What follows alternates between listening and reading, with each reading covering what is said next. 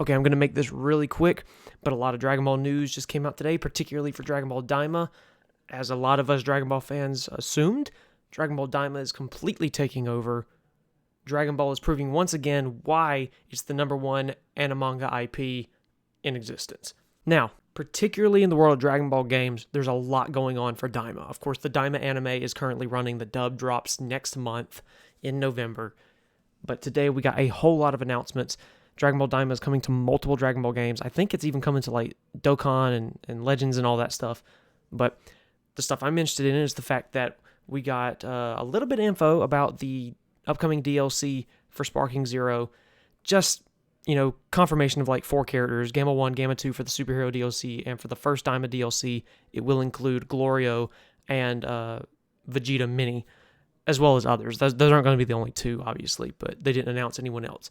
And we don't know what will be in the second Daima DLC. So we'll have to wait for that in regards to like Sparking Zero. But now, in regards to other Dragon Ball games, Xenoverse 2, a game that came out in 2016, I think? Something around there. Xenoverse 2 is getting Daima DLC. That's right. Dragon Ball Daima is coming to Xenoverse 2, which is wild to me. Not only that, but Dragon Ball Z Kakarot is also getting Daima DLC. This is going to be crazy because, people have been wanting like an OG Dragon Ball DLC for Kakarot because the genre really lends itself to that atmosphere. Daima is arguably just as good of an idea. And of course, it's a way to capitalize on what's new. So that does make sense that we're getting that instead of like OG Dragon Ball. But now, I'm so excited because that means in Kakarot, we're going to get to go to the Demon Realm. And as a huge fan of the Kakarot game, like Dragon Ball Z Kakarot's in my top 5 Dragon Ball games of all time, I'm just unbelievably super, super stoked about this. Xenoverse 2, I can kind of take it or leave it. I don't play Xenoverse 2 anymore. I played it when it came out, and maybe I think I played it a bit in like 2019 to maybe 2020 or so-ish. But I haven't really played Xenoverse 2 hardly at all since then. So that doesn't mean anything to me, but I know that Xenoverse 2 still has a ton of fans out there who are extremely excited to be getting Daima DLC in that game.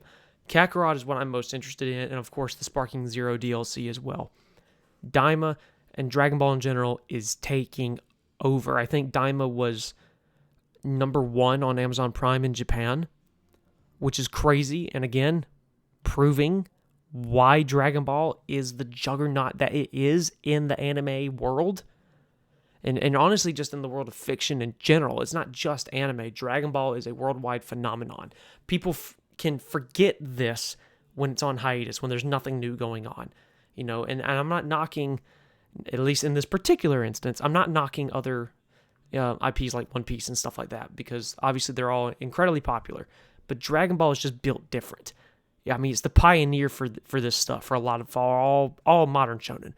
So to see all of this Dragon Ball news come out, and to see that we're getting all this new Dragon Ball content, it's just unbelievable for me. And it's extremely exciting. It's a very, very good time to be a Dragon Ball fan. Now, I wanted to make this just a little bit longer than a short. I didn't want to post a short about this, but there's just not enough to go in for a really long video. So like I said, I was going to keep it quick. I want to know, like, how excited are you? One, did you enjoy Daima Episode 1? Because, I'm curious about that. 2, are you excited for Daima DLC in Xenoverse 2, in Kakarot, and obviously in Sparking Zero, which, I would assume we're not getting most of this stuff till next year. They're not going to want to spoil Daima's story points for people. So hopefully Stephanie will be voicing Goku Mini in Kakarot. I would love it if they got her to go back and redub over Kid Goku's lines in the 23rd Tenkaichi Budokai DLC, because I just don't like Colleen's voice for Goku. But I really hope that Stephanie voices Goku Mini in the DLC, in all the DLCs, since she's going to be voicing him in the dub for Daima. We're pretty sure she's going to be voicing him in Sparking Zero, and that's why currently Goku Mini is only voiced in Japanese for the game. So I think that's a pretty safe bet. I just hope that she voices him in Xenoverse 2 and Kakarot. And I would love it if they'd go back and get her to dub over some of Colleen's stuff, but I doubt that'll happen. I'm super excited. Are you excited? As more news comes out, I'll try to dive more into it. And honestly, when the Daima DLC for Kakarot drops, I may even play it here on the channel. I really want to try and avoid becoming a Dragon Ball gaming channel, even though I'm not opposed to putting gaming content on here. I just don't want to get boxed into that niche and only that niche. I don't mind playing Dragon Ball games for the channel. I just don't want to be just a gaming channel. I've been there, I've done that. I've done the gaming channel thing with my Kingdom Hearts channel, which you can go check out. It's AT Riley or at Riley / Door to Darkness. Anyways, are you excited for these DLCs? Which games do you play more? I mean, obviously everybody's playing Sparking Zero, but out of like Kakarot and Xenoverse 2, which of the two do you prefer?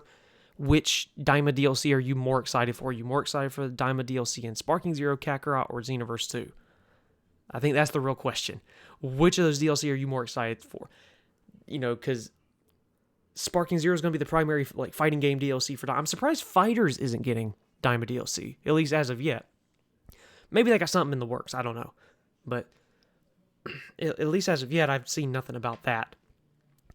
Sparking Zero. So Sparking Zero is going to kind of dominate the fighting game sort of Daima DLC. Xenoverse 2's got, the sort of like exclusive, unique story elements and the creative characters interacting with Daima characters and stuff like that. And it's got the big online player base and everything like that. Kakarot is where we're really going to be able to dive in to the Daima story in video game format. Not just watching the anime, but actually experience it ourselves. Play through the story. I hope it covers the whole thing, not just like part of it. And I hope it goes into great detail and it's like a full fleshed out DLC.